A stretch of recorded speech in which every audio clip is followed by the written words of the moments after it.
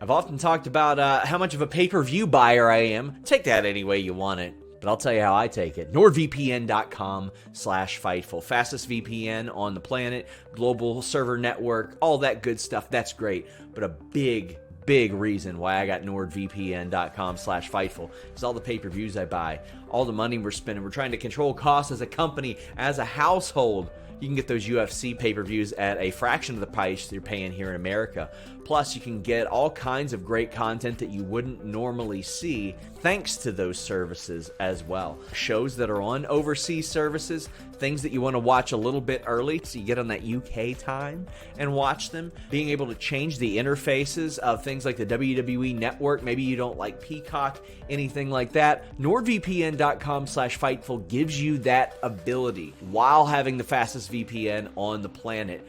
Also, you just get so much more out of your internet experience with NordVPN.com/Fightful. Subscribe to Fight and AEW Plus. Watch AEW without commercials. Watch bare knuckle boxing. Watch UFC pay-per-views, boxing pay-per-views at the rates they're getting over in the UK. Change your virtual location with just one click. And hey, if you need any help using it, they got that 24/7 tech support. NordVPN.com/Fightful. What's up, you guys? Sean Ross Sapp of Fightful here with a name you know. And how about this? You're going to get to know him even more on November 25th, an afternoon with Kevin Nash and Sean Waltman in Chicago at Joe's Live, hosted by Nick Hausman. You can get tickets now at joesliverosemont.com. So if you are in town for Survivor Series, you're going to have a very, very great opportunity. You can get VIP packages that include a photo, autographs, a meet and greet, and the ability to ask Q&As. So if something doesn't get asked today and you want to find out, you can head over there. We got Sean Waltman. How you doing, man? Hey, man. You sold me on the NordVPN gimmick. It's great. I want it. Yeah, I've never had that, and I want it. So, I love it. Thank you. I'm not going to give them too much of their money's worth, but I legitimately use it. We legitimately use it to keep our costs down as a company. So nice. Very, very happy with that. Very happy to have you here too. I first interviewed you. I think it was the year you went into the hall. I know that. Okay. 2019. And, yeah, 2019, Double or Nothing weekend at StarCast. And here we are 4 years later. You got an afternoon with Kevin Nash and Sean Waltman. It's got to feel good to get back with Kevin and do stuff like this. Yeah, we don't get to see each other nearly as much as we did, just say a couple of years ago. Mm-hmm. It was, a couple of years ago, Kevin, Scott, and I were still making a lot of appearances together, and now Scott's not with us, and, things have happened in Kev's life, and, that have prevented him from, leaving the house as much. So I just don't see him, and I miss him a lot, man. He's my best friend, and I love him. Excited to see that, because I always loved when you all would do like interviews together. I would go find the latest shoot interviews, like whatever that was. Yeah. Kevin and Sean Oliver have had great chemistry with the Click This podcast as well. Yeah. And of course you guys did as well. One of the constant talking points we see online is like whatever Kevin Nash and LA Knight are saying about each other. Have you seen that? Have you been aware of any of that? Yeah, I have. Yeah. I mean, Kev has his own opinions on things, man. I'm a LA Knight fan. I like the guy.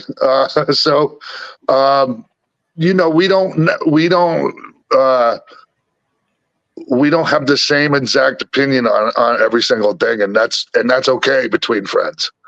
You know, it should be anyways, right? Yeah, it should be. It should be normal. Yeah. So he's very smart about how he goes about getting buzz for his show too, because you can tell like when he's like, oh, this is going to end up on the websites. Yeah, like I was kind of chuckling the other day because I heard it like he goes in hard on CM Punk, and then like a day later, like a clip drops of him going, "Yeah, I just did it for clicks. I just didn't get people click on the." I don't have nothing against Punk. I love it, man. So I'm I'm going to throw some questions at you that I've just casually wondered for the last however many years.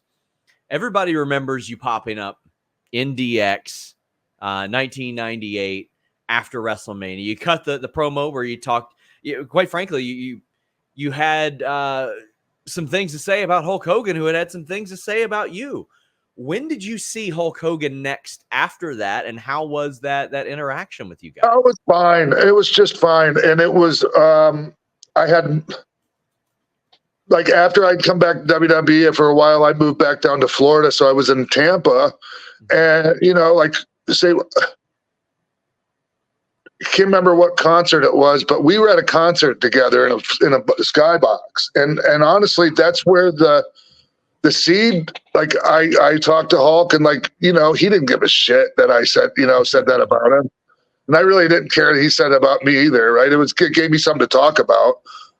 So, yeah, no, we saw each other. And I remember at the time, Paul had told me he wanted to work with him at WrestleMania. So I dropped that seed to Hulkster, and, like, he was, you know, totally interested in it. And then, you know, never came to that matchup, but it was like soon after that Hulk and Vince actually finally talked again, you know. So I didn't even know. Yeah, like like a long answer to your question, but yeah, no, he didn't care. No, we like long answers here. We love that. And I know that you got to work, of course, with Scott and Kevin against Hulk Hogan, Rock, and Kane right after that WrestleMania as well. What was that like? Because, I mean, that's a hot week in wrestling right there. Yeah, what a match, right? Like, I mean, you know, obviously the Hulk and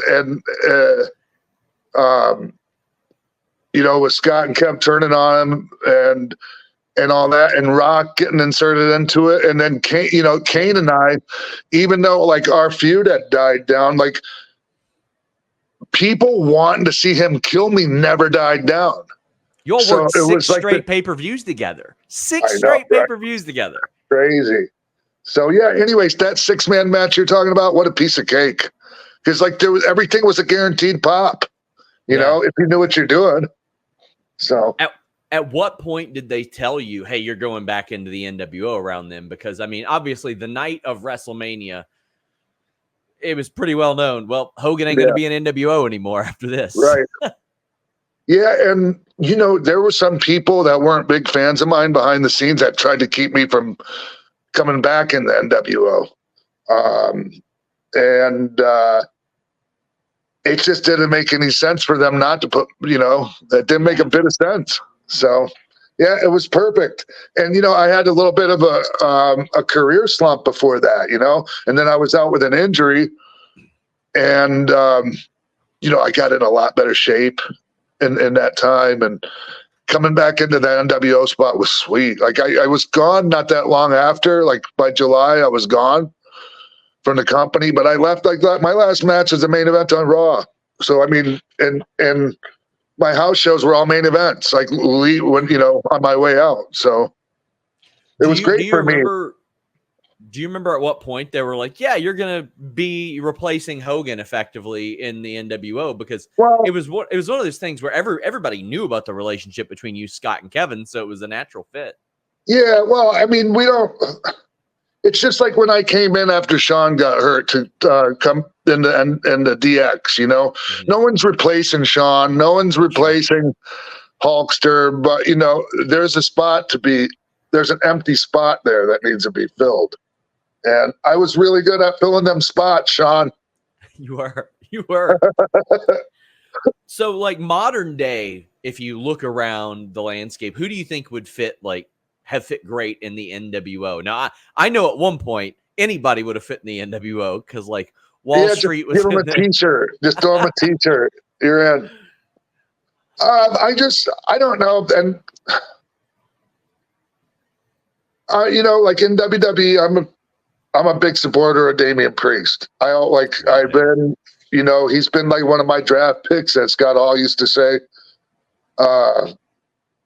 since before he even got into WWE, especially after he got signed by them and started really putting in all the work. And he's got the Money in the Bank briefcase now. So, anyways, yeah, he would look sweet with an NWO shirt on or DX. He's got that unique ability to just adapt to any situation. Like if you want him to work like a big man, he'll do it. If you want him to go flip over the top rope, he'll do it. Yep. Babyface, heel. He's effortlessly cool. Like you look at him and you go, I want to hang out with that guy. Yeah. I remember in NXT, I'm not going to name names, but like somebody like that's in charge. Sure. You know, like that would be the guy that would be calling the shots, said, yeah, I want him working like a big guy. Like, and then another guy that I really respect, like he's not a big guy, and it's like, who cares? He's 6'6", and he's like close enough. He act like he goes out there and works like it, and it gets over. You know. Anyways, I'm getting into the weeds here, but no, I like that. Sometimes when I think of that, I'm like, man, like what if a UFC heavyweight didn't throw a spinning wheel kick and knock somebody out when they had the opportunity? Like if you can do it, you can do it. I mean, you don't have to necessarily rely on it, but. Another group that would constantly get comparisons to NWO is Bullet Club. How do NWO members view Bullet Club? I mean, they're like 10 years in now. When all that stuff started getting big, I thought it was great. Mm-hmm. You know, I mean, I've had like some of my friends have had various opinions, and the opinions have changed, I guess, at times. But like, I think overall, we're flattered by it, and it's great. You know, it's not taking any money out of my pocket. Somebody else doing this and making a buck. You know, so we had also heard like BWO members say that like Kevin didn't really have heat with them. He was more upset that they didn't make money off the shirts. Oh, yeah. The BWO meaning. Right. What was your reaction to that when you first saw the Blue World Order and even yourself was parodied? You can have a couple different reactions to something like that. And I just thought it was funny, you know, and I thought that it was cool that oh shit. Sorry. I got my studio here, but I don't have a goddamn tripod. Oh no. It looks great though. Thanks. Until my freaking phone fell. What was I saying? We were talking about the BWO. Oh yeah, it's when, you know, if somebody's parodying you, then like you've kind of done something worthwhile, you know? Yeah. So yeah, no, I liked it. I thought it was funny. And even today, 2023, the LWO is back. So the influence of NWO is felt, and they're huge. And Sean, let's be honest, better than ever, right? Yeah. Like it's pushed and treated seriously. Like LWO, I thought they jabronied it in WCW. Yeah. I thought they jabroned LWO down there compared to how they're presenting it in WWE right now. I mean, especially when it's heavily featured in the main event of that Puerto Rico pay-per-view. And like, right. Imagine how many shirts they sold. And now they're like, oh, well, we're going to do the Lexington World Order when we're in Kentucky. We're going to do the Cincinnati, like all that type of stuff as well. Yeah, I guess Kev told me there was some Detroit World Order shirts or some shit. Yep. Detroit for SummerSlam. Yeah. So, I mean, like the merchandise is still felt. And now, like, occasionally you'll see celebrities pop up in NWO shirts. Like I think Kendall Jenner a few years ago it was one of the two sisters, and yeah, it was like a red and black one. Yeah, I mean that's got to feel good to know that you're such a part of pop culture like that. Yes, yeah.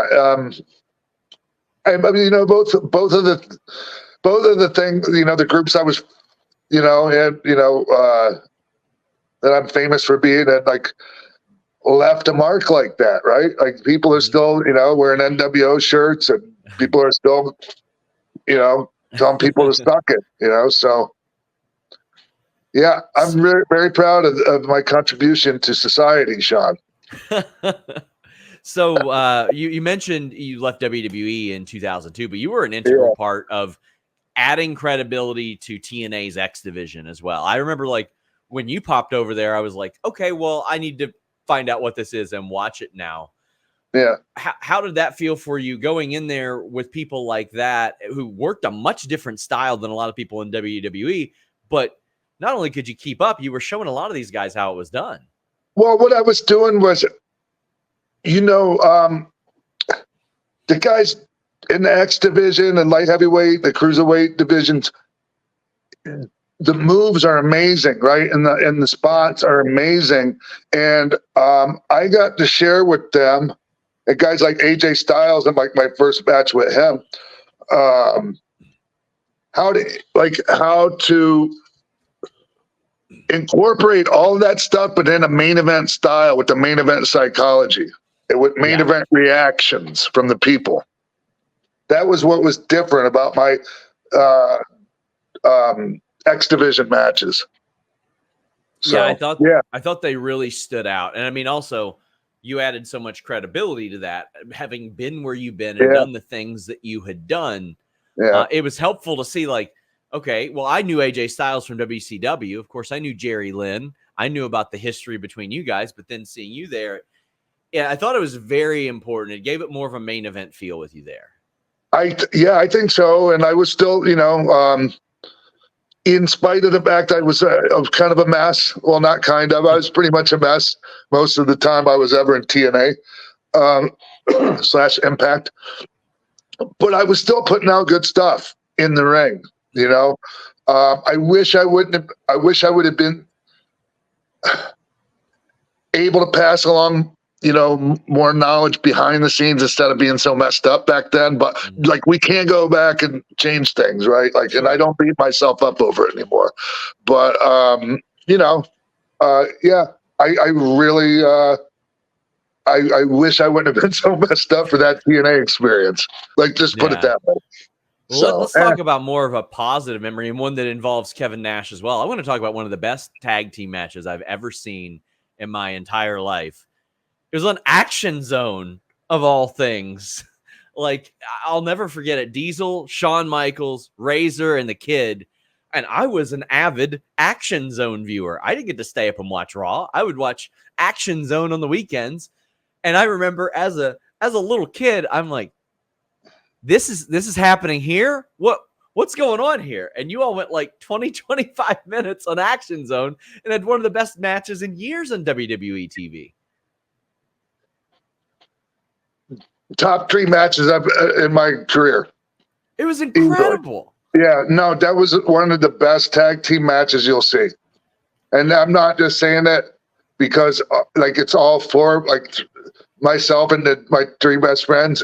Paul wasn't there, obviously, but yeah, man, we went out there in that crowd. So looking back on that, I wrestled 3 times that night. That was my 3rd match. It was at the end of the night, and the people were dead, Sean. They were dead. And we got out there, and as soon as we started in, I mean, the place came alive.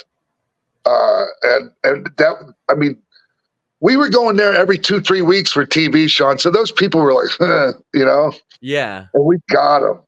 I'll tell you, one of my favorite things about that match is you weren't taking the beat down. You weren't taking the heat. Like, it was Razor doing it. Yeah, it was, I took a little and then bit. You got the tag. Yeah, you got a little bit, but it was so different. It wasn't the smaller guy getting beat down. It was such a difference from what I had seen in tag wrestling. Yeah, we did a lot of unconventional things. And even like if you go like Scott hit Sean with this finish with the Razor's Edge, like right in the beginning of the match. Yes. Just things that like normally, like when you're laying a match out, you wouldn't put those things in those spots, but we did it and it worked perfectly, So Scott took the big heat, and he's a great it's great getting heat on Scott Hall, like, cause he sells for everybody, So yeah. Just thank you for bringing that match up, because that's one of my favorites. One of the most incredible things I'd seen. And again, as a little kid, I loved tag team wrestling, but there wasn't like a wealth of tag team wrestling getting 20 to 25 minutes in WWF at that time. Yeah. I'm sitting there watching Action Zone on a Sunday morning, and I'm like, wait, I get like 4 guys that usually I would see on Raw. Like, what the hell is this? I was so excited about that. I watched that and Mania a lot. Todd Pettengill was all over that show. I was a Todd Pettengill fan. I was too. I thought he did a really good job. Like, he wasn't the guy that had like all the insider terms for the names of the moves, or he was no Mike Tenay or anything like that. But like, he had a nice energy, you know, he brought to it, and like a youth, and you know, I see. All I'm saying is, I see why they brought him in. He was a welcoming personality for a kid like me who was watching wrestling. Like I believed. I was like, okay, I trust this guy. I trust this guy. Is how I felt at that point. As we wrap up, I've always wondered, what was it like when the first time you found out you were going to be in a video game? Because you were in several of the early or the like Super Nintendo video games and all that. Of course, you've been in many since then. But I mean, they picked like 10, 12 guys, and you were among them in like Raw and a couple others. Yeah. And my character always was really a good character to play. Like, I never played any of, I never played myself in a video game, Sean, ever. Really? Never, not once. No. Wow. Any reason why? Like, you just not a gamer, or you just didn't want to pick yourself? When I was younger, I was a bit of a gamer, like not hardcore like people are, but you know, it was something to do. And that, but I wish, Sean, I could get into it. My wife's into it. Sure. She's into it big time. But it would be good for my brain. You know, it's good for your brain, right? And I play Tetris to like activate my brain every so often. Yeah. Yeah. So it would behoove me to pick up gaming.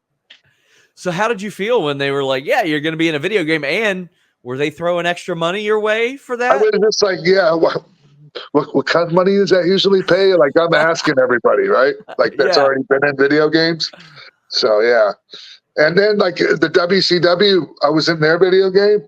And, man, I think I got like $40,000 check out of nowhere for it. God, that's fantastic. Yeah, and I didn't think I was going to get merch checks from them. I thought my deal, like, was included everything. So when I got this extra 40 grand, I was like, yeah. Did you ever have to get like scanned for those in later years? Like, did they? I know they did for figures and stuff, of course. Yeah, you can tell the ones. Yeah, you can tell the ones that I was scanned in. Well, guys, I encourage you guys, check out An Afternoon with Kevin Nash and Sean Waltman, November 25th at Joe's Live. It's going to be hosted by Nick Hausman, presented by Inside the Ropes. Tickets are on sale now at joesliverosemont.com. As I mentioned, the VIP package includes a photo, a Q&A question as well. So if you're looking at me and saying, hey, dummy, why didn't you ask this? You can roll up there yourself and ask a question as well. I'm very excited to see you guys back together doing this. Oh, you think you're going to be? You think you might be there? I will be in Winston-Salem, North Carolina for WrestleCade. I was pre-booked. Okay. Otherwise, I would love to be there.